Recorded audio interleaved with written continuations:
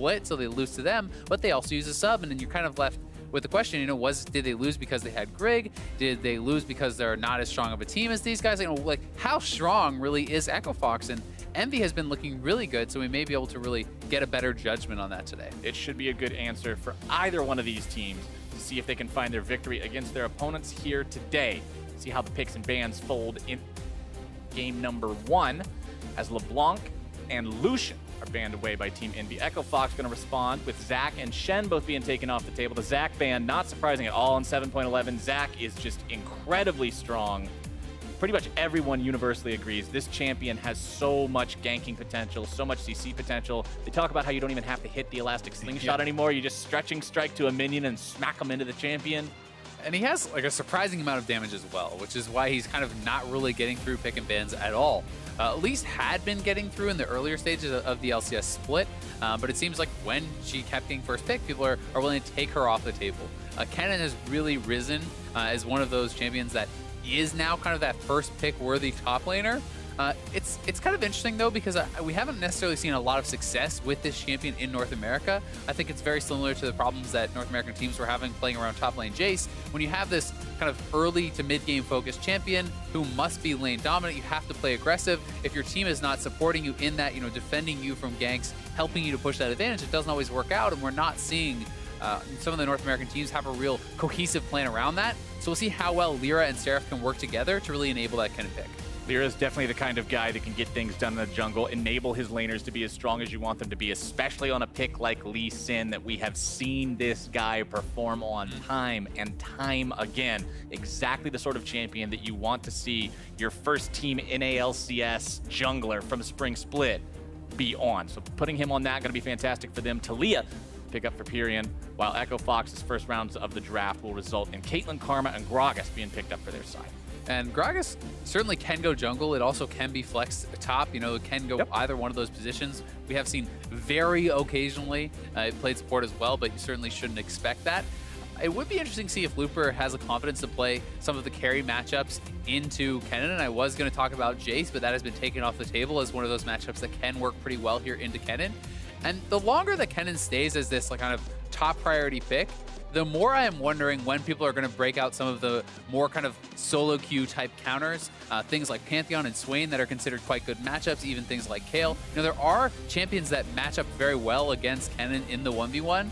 There's reasons that they're not necessarily played in competitive still, but when this champion is this dominant for that long, you are expecting people to kind of come up with a better answer rather than just playing a tank into it every time and going down 100 CS. There's something you don't see every day. Kassadin going to be picked up with still a couple of picks left to go. They know the enemy mid laner though, so they're confident picking it into the Taliyah. Yeah, Taliyah is someone that really does struggle against assassins, and generally speaking, these more defensive Kassadin builds that have kind of risen to the top as far as starting Doran Shield, that really helps, and you go 18-0-12, so you can get Fearless and then Deathfire Touch. It allows you to be much more resilient in lane, and if you can stay even or relatively close to even with this Taliyah in the early stages, when you start hitting level 6, when you start scaling up, Taliyah cannot match up very well against you at all. Well, there it is. Cut out for him, and there you go. Azael the Prophet, man. He says, when are we going to start to see the Kennen counters? And sure enough, Pantheon locked in for Echo Fox in the top lane for Looper.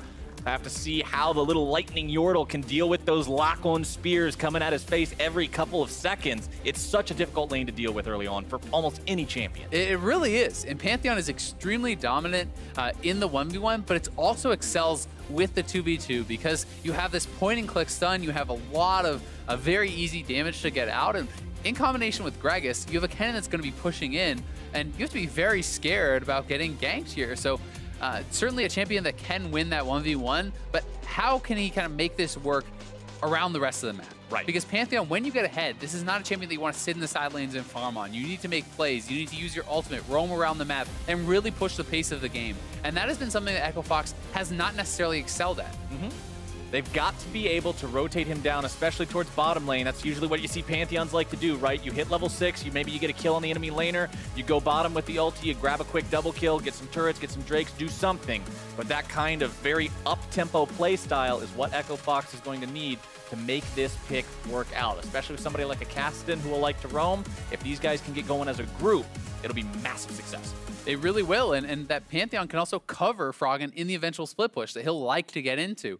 These are two very powerful comps. You do have a lot of split push pressure coming out from both, with the Kennen looking to split, the Kassadin eventually looking to split, but you also have some good sieging power here, especially on Equifox's side. With the Caitlyn Karma, they can be very aggressive and look to try to bully out Apollo and Hakuho, but you're going to always have to respect the fact that LirA is on an extremely strong early game jungler and can swing these lanes. Always keep eyes on LirA when he's got the Lee Sin.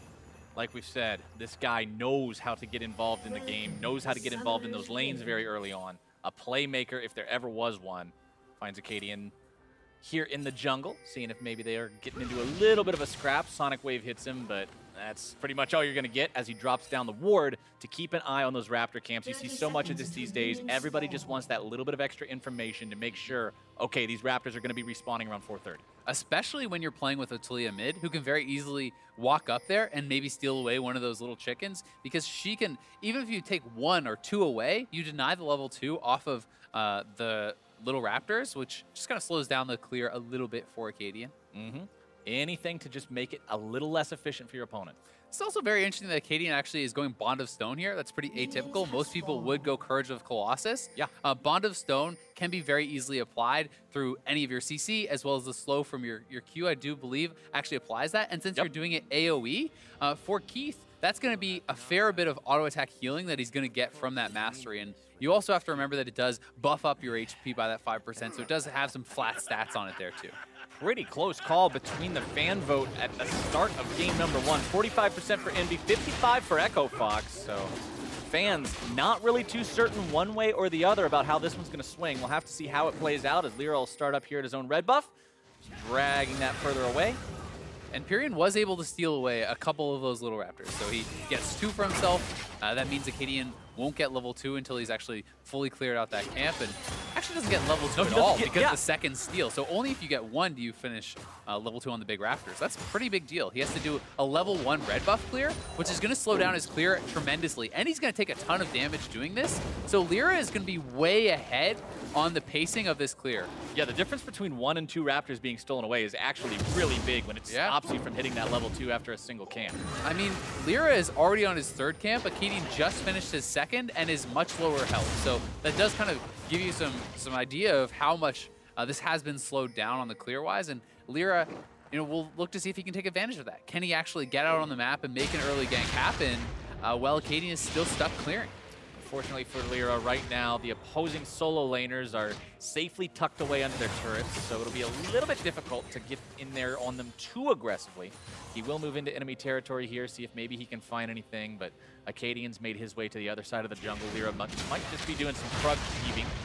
One of the big things here is actually the timing of this. So Seraph is shoving in that top wave. If he can actually make the top wave bounce, get all the way into the turret, then the Pantheon will have to come out further away from his turret, and Lee Sin could look to wrap around for a gank. But this is kind of what we were talking about, with this Deathfire Touch cast. And he actually didn't even go the Doran Shield, but he's actually ahead on CS, winning in the poke war, and this is a champion that's going to be getting stronger and stronger. This is a champion that you expect to lose lane, that you expect to become that late game scaling monster, and scaling's not really a tall order when you're winning the laning phase of your own volition like that, so a very nice start for Froggen. We know how much Echofox likes to play towards this guy too. They give him so many resources, so much attention, so much help, because they know he's the guy who can win with him. And to be fair, Froggen has been a laning monster. He's very good. I think that is really the best aspect of his game. If you leave this guy in an isolated 1v1, somewhere where all the farm and the advantages that he is getting are really going to be big for the team, then he's going to be very effective, right? And absolutely. He is a hyper-scaling champion here, so any edge he gets in lane is going to be very, very useful. LirA still not managing to find a chance to get himself involved in the game just yet, still farming up as quickly as he can. Of course, both these junglers going to have much more effective ganks once they do hit level 6, so power farming isn't the worst thing in the world. Although their ganking capabilities early on would be favorable if they could find those opportunities. Hawk shots fired off by Apollo. That's something I think a lot of the time people undervalue with the Ashe as well. It's so easy to keep tabs on the enemy jungler. Even if your Hawk shot doesn't find him, you can fire it off into the enemy jungle, see which camps are down, which ones are up, and get a good idea on where he's down. Exactly. It's making those really strong, educated guesses based on the information that you can find, right? If a camp is up, he's likely heading to that side of the map. If camps are all down on one side of the map, you know he's probably looking to either gank or heading to the other side. Like you can make these guesses based on what they are doing and what you have or have not seen. There's a lot of actually interesting little things going on here, though. You know, even the Deathfire touch on Looper, that is more of like a laning focused choice there. They may be looking to set up a dive. We'll see if they're going to go for it. Yeah, they are going to look for this dive onto Seraph. We'll see if he can pull it off. They need to juggle as well. There we go. It's going to be Looper taking the aggro at the start. Seraph trying to get himself away. Does successfully do so. Looper takes a lot from that turret. They do get the flash, though, and Seraph is very low. They want to try to push this in and perhaps even zone him off some of the CS, but LirA is moving up, and the Echo Fox members are low here, too. It's a massive amount of minions that he would be losing. LirA making sure that doesn't happen. So one of the strengths of the Pantheon is with the diving, you can actually block turret shots with your passive. Yeah. So the way you want to start off these dives is you actually have your passive active, you pull aggro on the turret, you get hit by the turret shot, then you use your W, which resets your passive. You can block double turret shots just like that, and that can enable you to pull off these kinds of dives. But generally speaking, in solo queue, you'd be playing with Ignite, because Ignite really lets you kind of dominate a matchup such as this, and if they had that Ignite, perhaps they actually do get the kill there. So it's a very laning-focused setup for Looper, and he must get some sort of advantages, I kind of feel. Plus, as Pantheon, you do have the semi-global ultimate. It softens the blow of not having to teleport in top lane as much. Yeah. Of course, it's not quite a TP. You can't go straight from your base to the enemy base with it, but... And we're not playing solo queue, right? We're playing a more organized team-style game, so I certainly understand why he would take teleport over the Ignite. But you do kind of keep that in mind, that you're playing a super lane-focused champion and a super lane-focused matchup, and if you're not getting the advantage there, it's going to make it a little bit harder. Froggen running a little low in the mana pool department, still trying to shove up this wave here in mid lane. A Blasting Wand, his first purchase on the Kassadin after that initial buy of the Dark Seal and Corrupting Potion. Bottom side, nothing really has happened back and forth between these two. Both sides have been very content just to farm it back and forth. They're staying exactly even in the CS. So not really a whole lot to tell between these guys. To me, though, like I would honestly say, if you're looking at an isolated lane, in a 2v2 lane, I feel that the Caitlyn Karma, if anyone should be getting the edge, it's probably them. So if you're Envy, with more of the kind of team fight focused, less laning focused support in Braum, you're probably pretty happy that you're coming out even, because I think that Braum's strengths are not in lane. It's later in the game, it's in the team fights, and it's in those engages. So they should be feeling pretty happy. Especially against something like you said, the Caitlyn Karma. This is a bully lane. This is ranged, harassed, poke, just abuse in the laning phase. And these two are coming away from it blow for blow. They're actually ahead in terms of farm right now. And part of the credit, obviously, it's not just the isolated 2v2. You know, perhaps Keith and Gate would be able to play more aggressive if their jungler was playing more on this side of the map, or if they had more vision to be able to track LirA, because you know, you can go very aggressive and try to poke them out, but Braum has very strong gank assistance, and if LirA comes in there, you can get killed off. So there's always these external factors that do affect the matchups, but you would hope in an isolated 2v2 situation, Echo Fox should have more of it. Still 0-0 as Akaadian heads himself towards top side. Gonna be the gank here on the Seraph, who's got no flash, and First Blood shows his face for Echo Fox. Meanwhile, Arrow in the bottom side on the Keith. Glacial Fissure not gonna find him in time. Flash away, keeps him safe. LirA looking to make the moves, and he's got him. Envy ties this up. Oh, Froggen was so low and wanted to stay around to soak up that wave. That was really greedy. Deadly Sin, Azael. Yeah, and LirA makes him pay, and they're actually getting a ton of damage down on this turret now with that red buff Lee Sin. And we'll see if they want to try to continue to push. They could actually just look to try to knock down first turret here, but this is the play on the top side. And knowing that Seraph has no flash, you make the repeat gank. There's the flash, point and click stun. Nothing that can really be done here by Seraph. That's flash body slam and a flash stun. And then this is just nice from Envy. You know, combining those Ashe ultimate and the Braum ultimate, you can almost guarantee they'll at least get a summoner out. Action happening in all three lanes at the same time. Flash kick from LirA onto Froggen just to make sure there was no way he was getting away, flash or not, from that one to tie this game up 1-1. Still dead even in terms of gold, too. It's not like anyone's building up some sort of advantage with passive farming. Akaadian moving toward this Infernal Drake. Very valuable Drake to have spawn first and foremost. Often does encourage earlier plays than others might. So a pre-10-minute Drake coming out from these guys before there's even first turret blood taken. Echo Fox, get that no contest. And that is a big one. And I always think that it's good to look at the kind of team composition you're running when you're taking into consideration like how powerful this Drake is. And when you have someone who's going to build a lot of AD in the top lane like Pantheon, it just gives you a little bit of an extra edge there. You know, it's going to be that much stronger. Got plenty of damage threats to make use of that as this game scales. Froggen continuing to farm up as much as he can. Pretty easy to clear away these waves now on the Kassadin. Does get hit by the seismic shove from Pirean, but he'll walk it off, take a couple swigs of the potion, and be just fine as he heads over potentially to pick up his blue buff here. We can see Pantheon's moving down. He could be looking for an ult mid, and there he goes. Already going. Pirean gonna be caught out by the slow, forced to flash out. Knows LirA has no flash to chase him. Still, well done. You trade that ultimate for the flash any day, right? That is a good move from LirA, and this is what he had to do. You don't want to just stay in the isolated 1v1 as a Pantheon. You take your advantage, you move it elsewhere on the map, and mid lane is a great place to go because this is really where you're going to have your biggest late game threat on this Kassadin, someone who can take over the game in the side lanes. So, smart little move from LirA, but well responded to by Pirean. A lot of respect coming out for the Pantheon pick from Seraph as well, who's done Ninja Tabbies first just to make sure that he avoids death as easily as possible. But mid lane, first turret blood does go down. Envy picking that one up thanks to Pirean, and that is going to pad their pockets just a little bit. Froggen jumping in, but not going to be getting anything else out of it. And that's kind of the untold story. You know, it's not showing on the CS. You know, Froggen, while he is CSing well and doing very well in lane in that regard, he's always going to be pushed in because Kassadin's major weakness is lack of wave clear and lack of safe wave clear, right? So it can be very concerning when you do start to lose turrets, especially if bot lane loses a turret and they start rotating around because Kassadin cannot safely defend these turrets by himself. You want to be kind of at an even or ahead state so that you can move into the side lanes and really kind of keep farming and playing those isolated 1v1s. You don't want to be stuck under your turrets defending.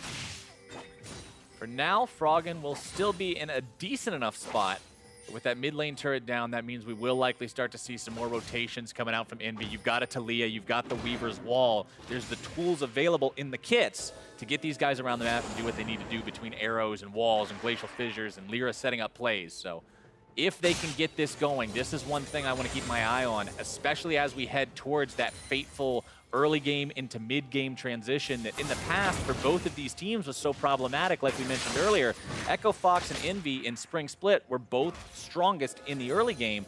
Mid-game would come around and they'd look lost. It would seem like they didn't know what to do with advantages. They'd throw them away. And now coming into Summer, if they want to be competitors, that has to change. It really does. And I think these are good teams to kind of show, like, have you actually shored that up? Because if you're playing against another team that's supposed to have this weak late game and you cannot close out a game, then that is pretty concerning. And you know, LirA and Akaadian looking to see if Seraph will actually step up here. His flash is back. Akaadian still has his available too, though. All right, there you go. Ulti comes out. Seraph trying to pop the ult defensively just to get himself away. He does do so. LirA looking to jump in there, turn this one right back around, and LirA is going to be smacked down as Pirean rides the wave right up top. And Akaadian may just be number 2. Sonic Wave won't find the mark, but Envy turns that one around. Very nice little moves by Akaadian to try to get out, but I think he's going to get chased down. We'll see if he can actually avoid death. Threaded volley won't quite find him. They pop the heal, just trying to get there in time, but miss it by the damage of a single rock. It's just not enough damage to actually finish off Seraph, and that's a lot of why you kind of build a little bit more defensively there. He has those tabbies, he's able to stay alive and survive until LirA can come up and turn that fight around. And now LirA, that Lee Sin playmaker that we were talking about, the guy that can be anywhere on the map and make anything happen, is 2-0.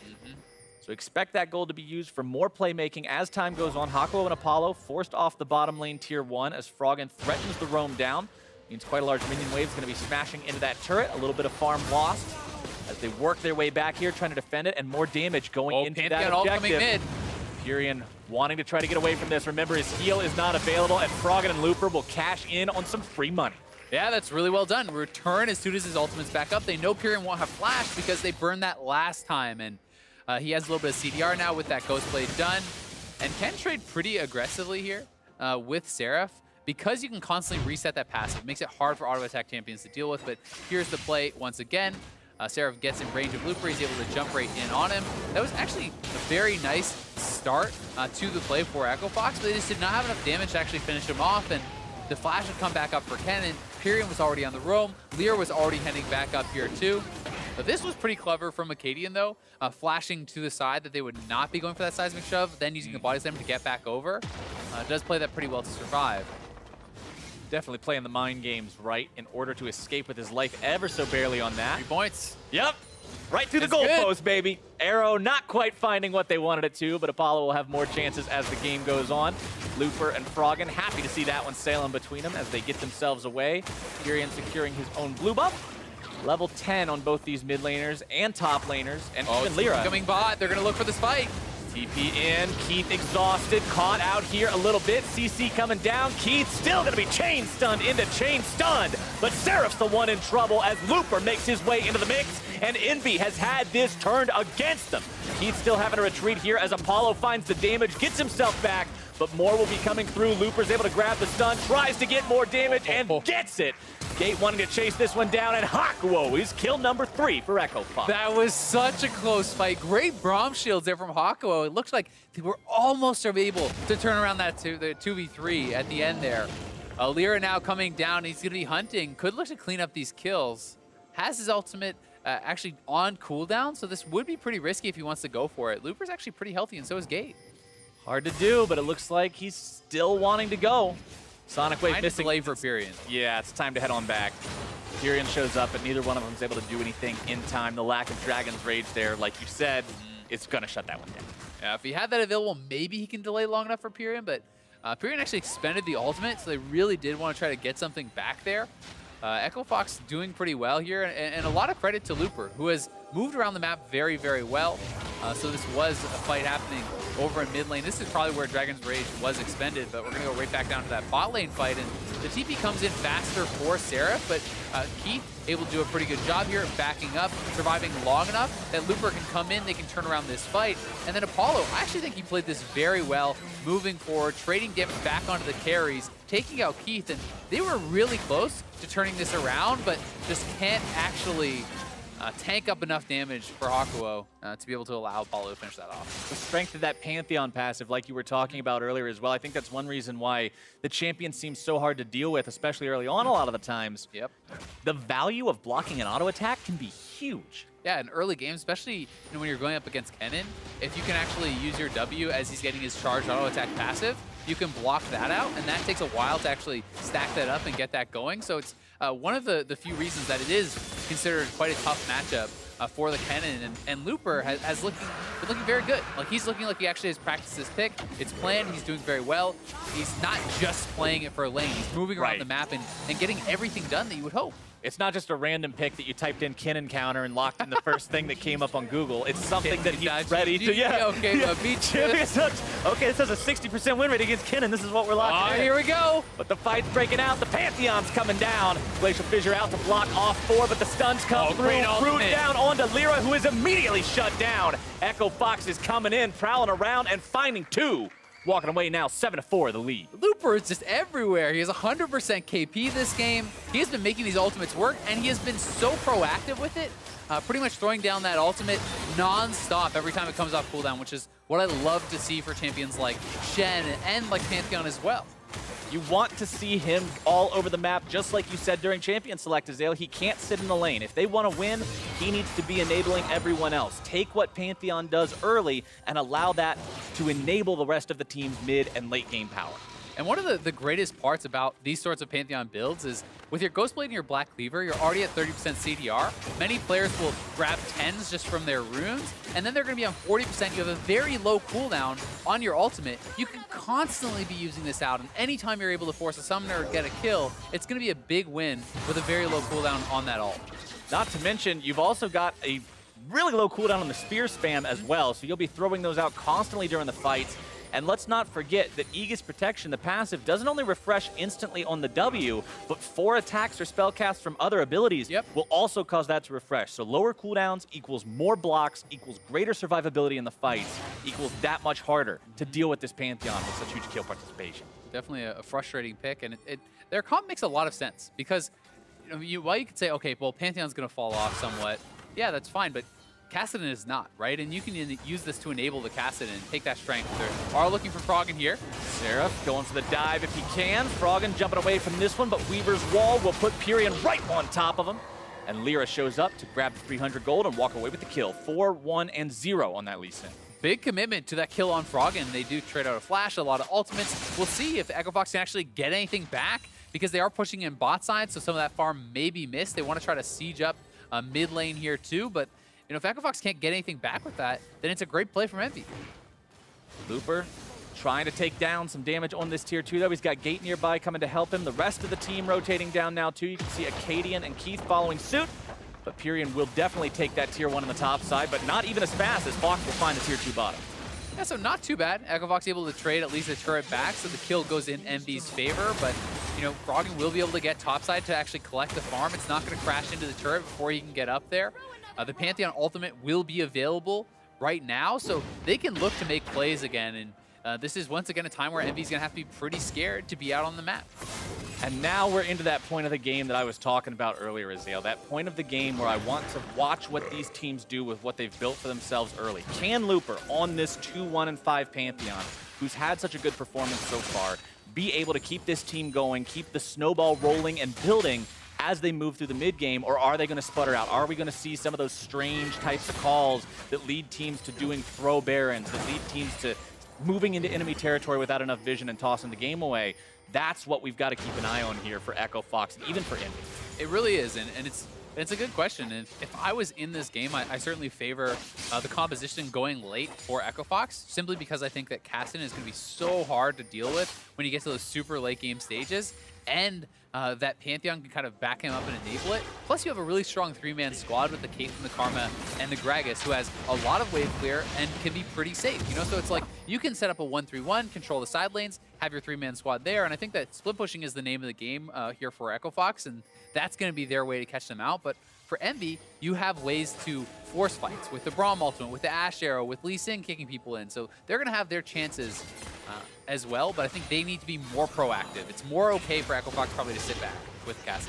I mean, when you look at the Envy team, it literally is every person on this lineup has some way of starting off the fight. So they're at no loss for ways to pull the trigger if they see the opportunity. They just have to be able to recognize those opportunities and jump on them like they are now. The stun out on the Gate, who is deleted before he ever regains consciousness.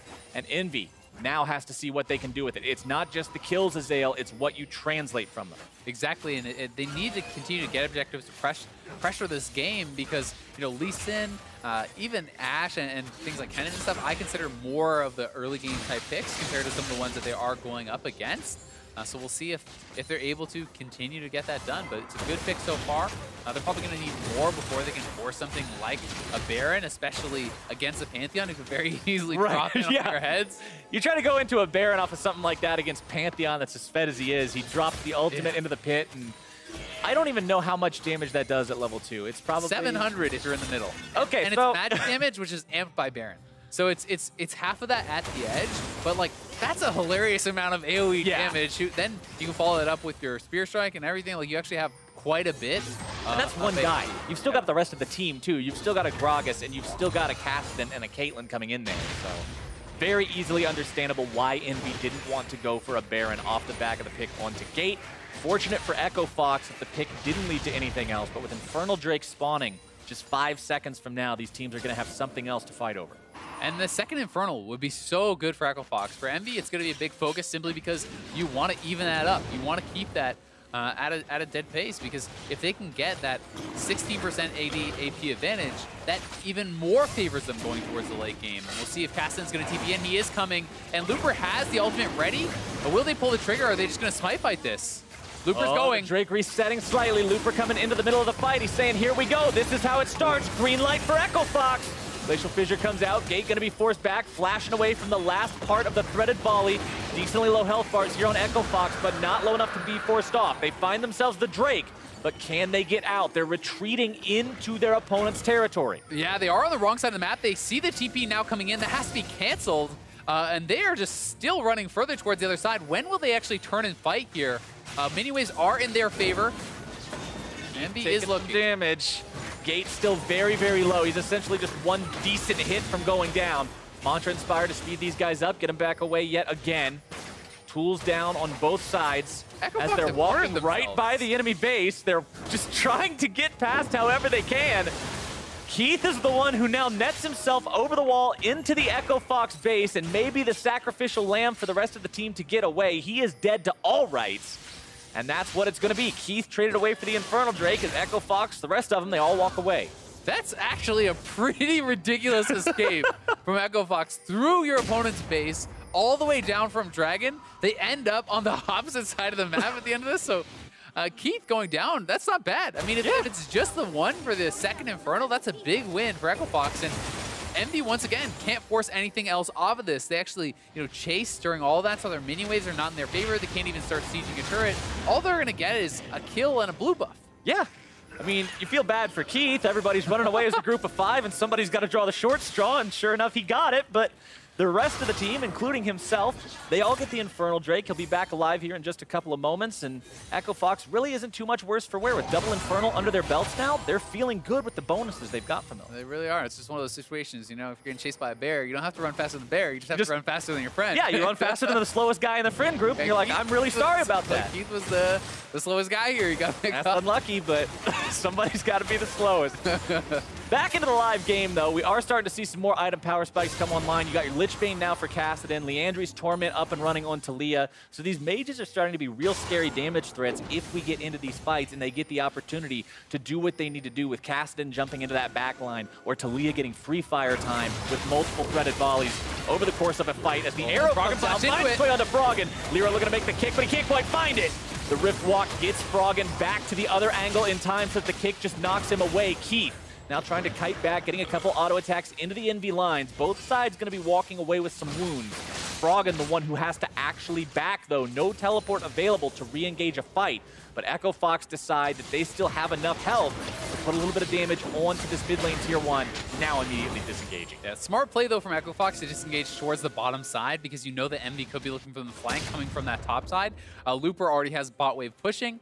This is pretty well done. I will say that Apollo has been on point with his arrows. It feels like he's hitting quite a few. They're just not able to necessarily convert that much off of it. Even when they get the kill, they're not necessarily set up for an objective or don't have the confidence to go for it. And now Froggen in side lane here could be looking for Pirean. Does disengage. Jumps away. Had to get that Banshee's Veil off first.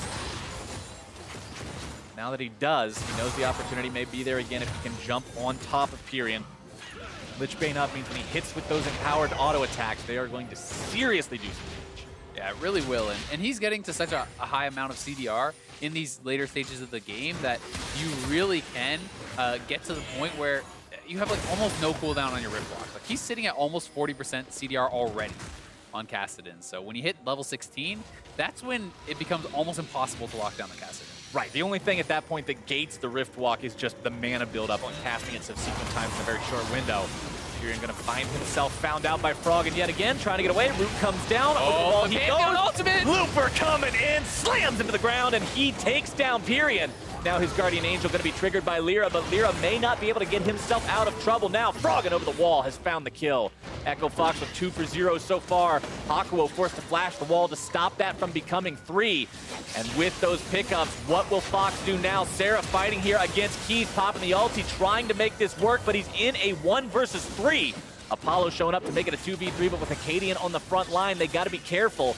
Keith and Gate both low. They're forced back, but the trap line is laid down, and the call is barren from Echo Fox. Envy only has AD carry, top laner, and support to fight this with, and Kennen has no ultimate. Baron down to 1/3 HP. Echo Fox just trying to stay healthy enough to take this out. Mantra Inspire, keeping them all topped off, and there you go. Akaadian with the secure, but now what do they get away with? Looper's going to be taken down. Gate 2. Over the wall, the rest go. Fox get away with 3, still having the buff. So in the long trade, it ends up being a 2 for 2, but the Baron goes over to Echo Fox.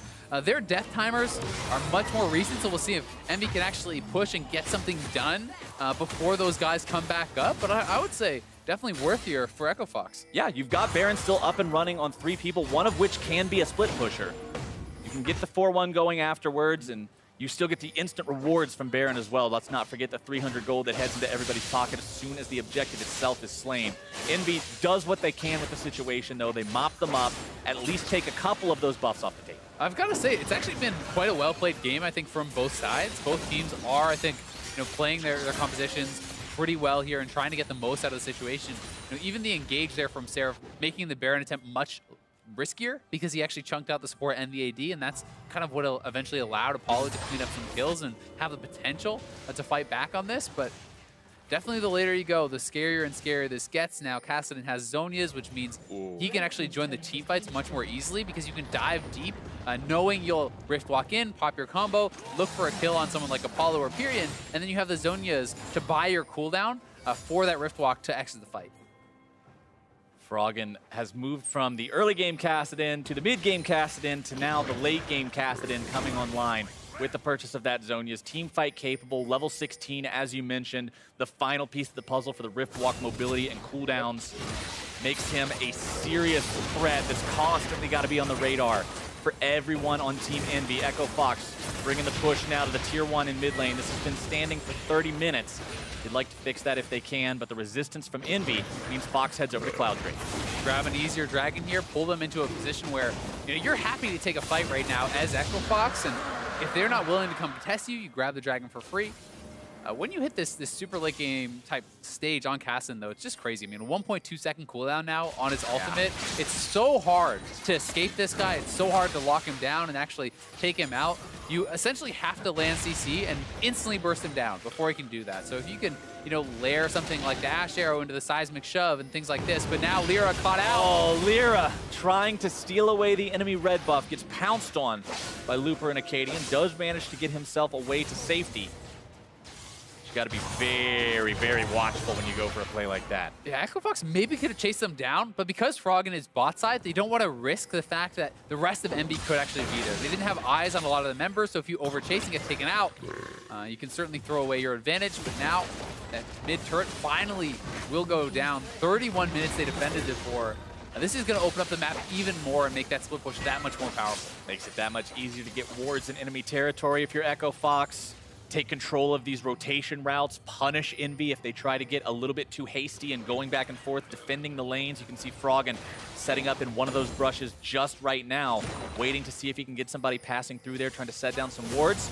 Now trying to go as fast as he can, get in there, get some damage onto Apollo. Gate gonna be stunned up. The arrow down, though, is a big tool, a big threat for EnVy that Fox no longer has to worry about for 60 seconds. And Echo Fox is actually moving around the map here very well. They're showing a good understanding of what they need to do to close out this game. Looper is pushing the side lanes. They're not overcommitting in the mid lane. They're actually, utilizing their map pressure, their lane control very, very well here. And so far, you got to say so good for Echo Fox and their kind of late game report card. Another T2 falls. Looper going to be stunned up, though. Not good if he falls for Echo Fox. EnVy picking themselves up a solid kill that's going to halt the aggro. And Echo Fox just decided they didn't actually want that fight. Giving up the one kill there is not the biggest loss. They'd already taken down the turret, so because the minion waves are in their favor, all EnVy's really going to get here is a chance to reset the waves, maybe get a little bit of vision, prepare for their next move. But Froggen will head straight back down to the bot lane, continue to pick up farm, and they're looking good.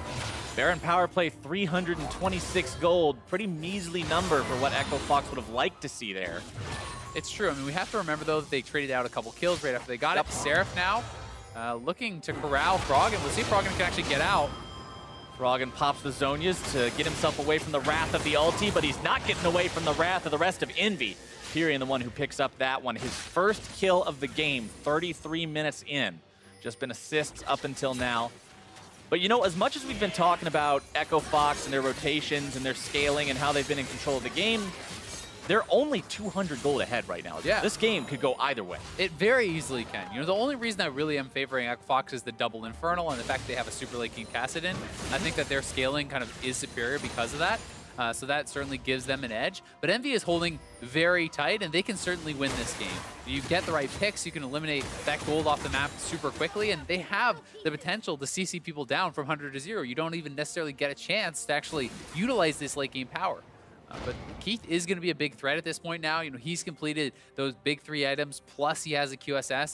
This is a very strong Caitlyn here, too.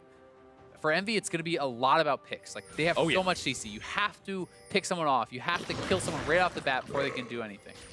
It's got to be preferably Keith or Froggen, or maybe even Looper if you can get him, but he still has that GA. and Steric's gauge, so he's not quite as easy to kill as one of the other two. Got to be very mindful on the side of EnVy of who you go for and whether or not that arrow landing is one that you follow up, because going in on one that isn't a good one is an instant disaster, and Fox has the damage to turn it around. They really do. Echo Fox trying to shove up mid lane. They already have push on bot lane here from LirA, so just trying to continue manipulating these minion waves and controlling the pace of the game. They're always looking to set up one wave, then they push up mid and join up with their split pusher in the side wave to try to get an advantage. And Baron is not on the map for another 40 seconds, so LirA still does have some time. He also could, if someone shows bot, look to ult mid, and that's how they're trying to pull each other apart and really look for edges. Seraph was hanging around in top side there for a while, just getting that wave pushed out, but now seeing Echo Fox coming towards bottom, recognizes the need to move himself towards that part of the map, help with this defense. Arrow comes out, finds its way onto LirA, more CC coming through, a lot of burst along with it. The stun up will pop the GA, and EnVy seems to have found themselves a free pick onto that Pantheon.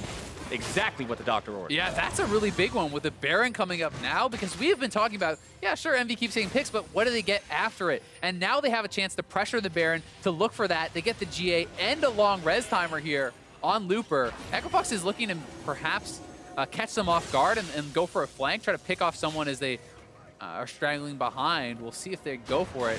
I think EnVy's going to start this up for sure, though. Remember, this EnVy team, they don't have arrow, but that's it.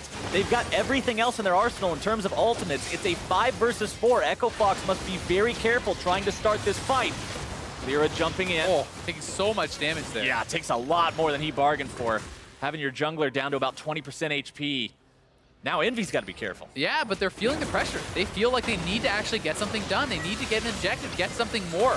Echo Fox is just trying to delay them. Remember, LirA has TPs up in a couple seconds. They're maybe overstaying. Pirean trying to kite this one back. EnVy forced to disengage. Echo Fox loses HP off of Gate more than anyone else, but the rest of the team still in decent enough shape. LirA moving his way towards a potential ultimate, and EnVy was not able to capitalize. Yep, and EnVy does have to pull back, but now they're starting it up again, and Echo Fox doesn't actually know this. Will they expect the Baron? They thought that their opponents were resetting, but they have no vision on it. EnVy's actually going to get this for free. Jump Baron! EnVy manages to steal it right from under the noses of Echo Fox. Oh, man! That was actually brilliant from EnVy. They feign like they're backing off. They had sweepers available. They see that there's no vision on the Baron, so they just start it right back up, and Echo Fox did not expect it whatsoever, did not leave any wards on the way out either. And that's a free Baron for EnVy. Great job by them, and now they're on the Elder. We'll see if this can actually be contested. If LirA can steal this away, it doesn't look like it's going to happen. Nope. They're deciding not to risk it. They say it'll be Baron versus Elder Drake. That's going to be the situation, but remember, this is a pretty potent Elder Drake, Azael. This is double Infernal plus Cloud Elder Drake. This isn't one that they just managed to have it and controlled Drakes not at all otherwise throughout the game. These guys have done the setup and the preparation throughout the game to make this a very potent buff. EnVy's got to respect the combat potential in that. Yeah, and now in these sorts of situations, generally speaking, you want to just wait out the Elder because the Baron lasts longer, and the Elder Dragon is kind of like a more potent buff in the short term. So you can try to get control of waves, you can try to get something done like that, but you have to remember that it's not only the true damage burn, but it increases the effectiveness of the dragons you already have by 50%. So this is essentially a triple Infernal team with a massive amount of true damage, 180 per spell that's applied. So I don't think that EnVy can actually fight up against Echo Fox during that time. No. But it's still good for them that they got the Baron, they get the gold from it, and they've taken it away from their opponents. Now, all they need to do, like you said, is sit out that timer. Echo Fox will flex muscles as hard as they can until then. But once that goes down, it's EnVy looking to make the moves here. Bottom side, LirA the one who's caught out. The redemption coming down. Pirean eating a lot of damage, trying to find the collapse with the stun out onto Froggen, who now may be coming right back into the fight. The Inspire to keep him hastened. Akaadian around from the side, won't be able to find anything here. The heal was also popped by Pirean. Mid lane, the wave has been shoved up by Fox here too. EnVy goes for something, but they just can't find it. It was actually ridiculously close from Apollo. He tried to time his arrow to hit Froggen as the Zonias expired, and it looked like it was passing through him as the Zonias went down. And had that actually stunned Froggen, he could have died. And a late game death like that on Kassadin is so punishing. So a lot of credit for Apollo almost getting that. Has definitely been on point with his arrows this game, and he has really been a big catalyst for most of their picks. So he needs to continue looking for this. it's still the same game plan here. You know, Echo Fox want to get those side lane advantages, want to get Froggen in these 1v1s where he's going to be so strong, and Envy are trying to force picks, trying to force them into these situations where they can kill someone off really fast, and Froggen not having Zhonya's for a while could be an opportunity. Big buff's going to be going down soon as well. You can see only 45 seconds left on Baron, which means only a few moments left on Elder Drake. Now here's something you don't see every day, the IE on Kennen. That is a very high DPS Kennen. Whoa. He does have PD, so he has crit in his build. He's just going like for a less tanky build. Usually people get kind of more pseudo defensive items and things like that, but if he feels like he can be, you know, free in these fights, he's now offering that much more threat, right? Because if you focus too heavily on Pirean or Apollo and you ignore the Kennen, he's more than a CC bot now. He's going to have some serious DPS coming out with that IE. It's an AD carry build with a frozen mallet in it as the defensive item is essentially so it's what reckless. Kennen is. Yeah, that's exactly what this is. It's reckless in NA LCS is what we're getting from Seraph this game. One more item left to build. Likely going to see even more damage coming out of him if that's the way he wants to play it with the Infinity Edge, but Envy is getting to the point, and Echo Fox is getting to the same point where we're hitting full item builds, Azael. You've got full items on Looper already. He's not going to get any stronger. No, he really won't. And later in the game, yes, Pantheon still does have some serious damage if you can get on the carries, but because there's so much CC, oftentimes you're more of a distraction than just like that CC bot. You just kind of jump in, you stun a carry, then you die. Because you are not tanky enough against 6-item people in a team fight when you are getting targeted. Now, the Elder Dragon has expired. That was the end of the Baron buff for Envy, so that was kind of their window where they could get on the map and try to push some stuff. The buffs essentially just equalized with each other. Not a lot happened. Tier 3 under siege now, Baron power play. They said, hey, Fox, you got 369? Well, we'll do you one better. We got 147 from ours. Some very impressive Barons here. Big time Baron money. Not really swinging the games like you sometimes see. But, you know, the teams are playing each other very evenly. The problem is becoming, it's like, they are kind of just repeating the same things over and over. And you are starting to feel like, hey, maybe they actually don't really know how to close out the game. Maybe they don't really have the confidence to go for that. Because I was expecting to see Froggen more in a side lane, and for the most part, it really has just been Looper pushing it out in a side lane, and Froggen kind of sticking near the team, because I think they're very worried about the hard engage, right? They're very concerned that if you split up in a full 1-3-1 and try to utilize that Kassadin, that the rest of the team is going to die, and then the game will just end. Right. But that being said, you know, Froggen does need to try to find those matchups, because if he can actually get a 1v1 against Pirean or someone like that, really almost anyone at this point, he should be able to smash that. And that's how you really crack open the base. That's how you take over games, I think, a lot of time on the Kassadin. It becomes a question of debate between trying to win as opposed to trying not to lose, right? And it feels like Echo Fox is trying so hard not to lose by not risking that 1-3-1 that you were talking about. Yeah. That trying to win just sort of found itself on the back burner, and we've stalled out the game till 42 minutes like we are right now. And I was expecting a close series between these two teams. Like we mentioned plenty of times before, they had very similar styles, very similar strengths and weaknesses during spring, and they're both having surprisingly strong starts here in summer. So I was expecting a close match with a lot of very similar goals from both teams. And right now, it seems like we've hit that point where they've just collided and nobody's willing to budge. Yeah, I mean, both the teams are not making any major mistakes. They're not allowing their opponents to actually, you know, find that big killing blow, to find that edge that allows them to close out the game. And now that Froggen has actually completed his full build, the death cap is a massive power spike. So now we get to see what his real game plan is. He doesn't have any excuses as far as, you know, scaling or waiting around for any items. Like, he can do whatever he wants to do at this point. And Echo Fox certainly could win through team fighting, but I think that you just have such an edge in split pushing, you should be looking for it. Ooh, this could turn into a fight at any moment. Echo Fox with priority over mid lane.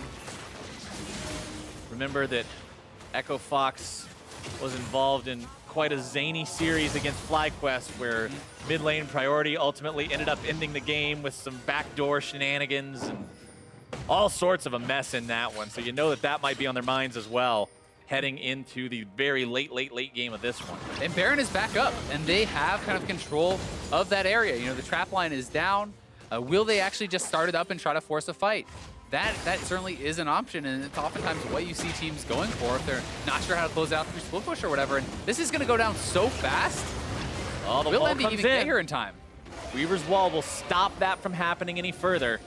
Good ultimate from Pirean just to make sure Buys enough time for the rest of EnVy to show up and contest this. And EchoBox has now lost mid lane priority. They're going to be getting shoved in there, so they're just going to start up the Baron again, try to bring EnVy back here. All 5 members of EnVy are around. I don't know if a smite fight against LirA is really what you want. Yeah, that's not the kind of guy that you want to pick out and say, I'm going to challenge his mechanics. Oh, look at that damage. Seraph getting destroyed. He's got no chance.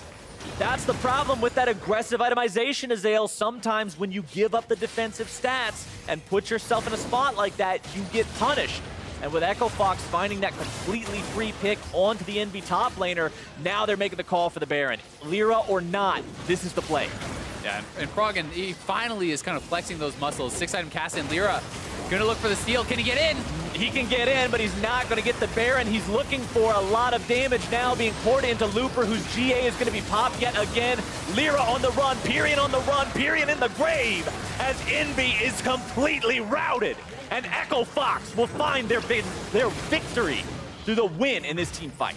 Yeah, they don't have any waves though, so they can't push just yet. They have huge res timers, so they are going to shove down mid. They sent Froggen back, so they obviously don't have confidence that they can end on this push though. And their inhibitor was actually under fire. Now they're going to TP him in. They are deciding that they can go for the end. We'll see if they can pull it off, because Seraph is coming back up.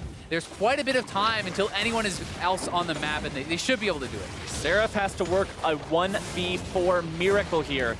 It's him versus everyone except Keith. He just bought a QSS, and he's going to find himself bursted low by Froggen. Has to pop the ulti, and with that down, that should seal EnVy's fate. EchoFox, after a 46-minute war of attrition, will take down the Nexus turrets, find themselves onto the Nexus, and win Game 1 against Team EnVy.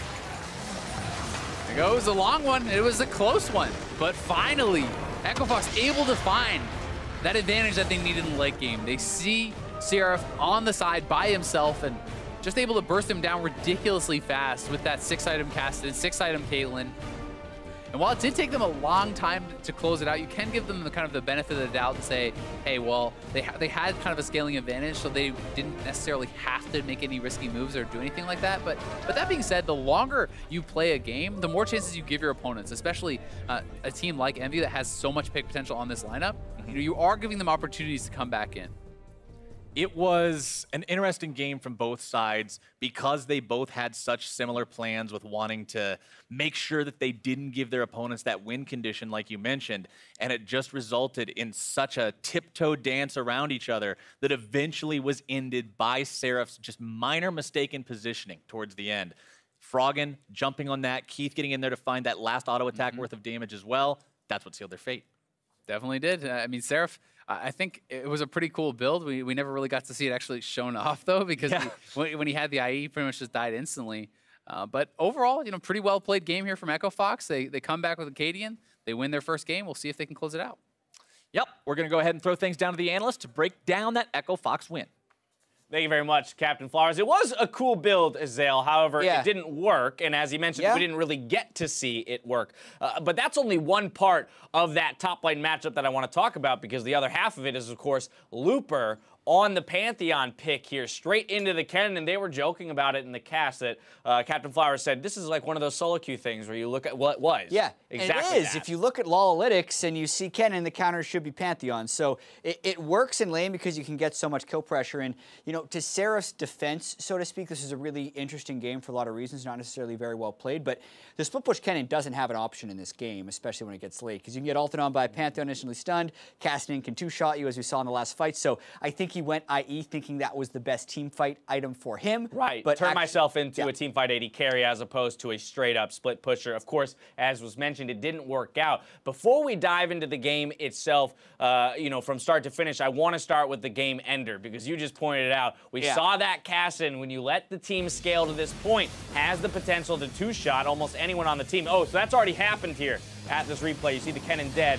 Going exactly. for the steal and then attempt. the final play is just a 4v5. EnVy had so much minion wave control, just continue to shove out those minions, kind of let the Baron go over, wait for your 5v5 would have been the smarter call. And for all of EnVy's growth that seemed like happened between spring and summer, a lot of it wasn't shown in this game, where I think they made a lot of somewhat poor decisions like that one, where they let themselves get just super outplayed by EchoFox. All right, I mean, you notice the top minion wave, the mid minion wave, and even the bot one pushing out at this point. They had the option to, as you mentioned, back off, in the 4v5 and say, fine, we'll give you the Baron for free at this point. We're just going to have to stall it another 5 minutes. Not only back off, they could have probably taken the mid lane turret. That's a good point. And tried to push for another pathetic Baron power play, in which there were 2 of during this game. Aside from this Baron power play, the other 2 were sub 1,000 gold. These teams were actually, it was actually neck and neck the whole time, because the compositions were at odds with each other with what the teams actually wanted to do. And now let's talk about what those compositions want to do. So I'm returning to the Pantheon point. The last time we saw it was actually summer of 2016 in the playoffs. Here it's making its return to the stage. We already talked about how, yes, okay, great. In the lane, this is a counter. But you made a point to me. Look at the other champions on this roster and the amount of time they need to get powered up, and the Pantheon plays perfectly into that. Exactly. Pantheon is seen as an early game champion, which it is, and oftentimes you think, oh, just take Pantheon late and we'll be fine. Pantheon is a bridge for Kassadin and Caitlyn to get to the late game when they can take over the game. So even though Echo Fox wasn't necessarily playing great and Looper was getting picked off a lot, the game just kept getting later and later, and you saw Froggen turn on late in the game. Oh yeah, that level 16 power spike for the Kassadin is absolutely absurd. Let's take a look at some of the action that Pantheon and Looper was a part of. Again, we've talked about this guy kind of coming into his own on this roster, looking to make plays, and he finally does here in this game. Yeah, Looper played lights out last week, and then this teleport is tricky because there is double TP on that roster, so you're never really sure who's coming in. And at this point, he did have a Ghost Blade, so Pantheon does absurd damage at this stage in the game. You also have to respect Pantheon at very low health because of that auto attack block he has on right now. Can reset it with his W, so Apollo played it super well, but it is a game of pixels and couldn't quite get that last hit on a Looper, and it turns the fight around at the very end. Exactly. I mean, that's just one of the many instances in which the Pantheon was a big turn in skirmishes, and as you mentioned, all of those plays happened in the earlier stages of the game. You note the amount of times that he was picked off. Well, the majority of those came beyond the 20 to 25 minute mark when the Kassadin and the Caitlyn have the ability to apply pressure elsewhere on the map. This is that early game prowess that we're talking about. Yeah, the gank power Pantheon versus Kennen is absurd, especially when you combo with Gragas, which I have to credit Echo Fox with. And then also with the Kassadin, the absurd chase down, so you're almost always going to get the kill unless the team matches you with more people than you are able to bring. So Echo Fox did kind of use that to get themselves in good positions for the late game. They didn't play the late game actually all that well, but Pantheon was a big part of getting them there. Yeah, I mean, look, as you mentioned, this game was a slugfest, and we even saw on the gold graph for the majority of it, you know, changing leads frequently, both teams having their turn in the driver's seat. And so for both teams, there's plenty to work on. But one more thing I want to touch on with the Pantheon pick, I know we're hammering this quite a bit, is kind of the interesting fact that Echo Fox has been vocal about the fact, and even Envy, we saw in the tease at the beginning of the day, they said, we don't know how to attack this team because we don't get an opportunity to scrim them. We have no information. And so here we go. Who's to say, and we don't know, but the Pantheon looks to have caught them off guard a little bit just as a pick in the top lane. Totally agree. Even just getting used to playing against Looper when we saw him last week, his Jason, a lot of these 1v2s, they'll pull out the Pantheon, they'll pull out the support Zach, they'll pull out the support Sejuani. These players like to be quirky, and it does play to their advantage if they keep their quirkiness in-house. And Echo Fox has actually been pretty hush-hush about their actual practice strategies. Yes, that's true. We know they don't scrim as much as other teams. They probably still do scrim a little bit outside of in-house, but anytime they're going to pull something like this, which no one else plays in the LCS, they have a very clear motive to not let anyone see that until it's on stage and until it counts. And we talk all the time about surprising teams in Champions Select with flex picks. Well, here they're surprising teams without flex picks. They're just taking surprising picks. Just go to the data websites that show you counter picks, and that's what Loopers and Gates' next champion's going to be. It's working. Secret's out. It's working in the LCS. It can work for you too at home. After the break, we'll see if Team Envy can rally and even the series against Echo Fox, or if Echo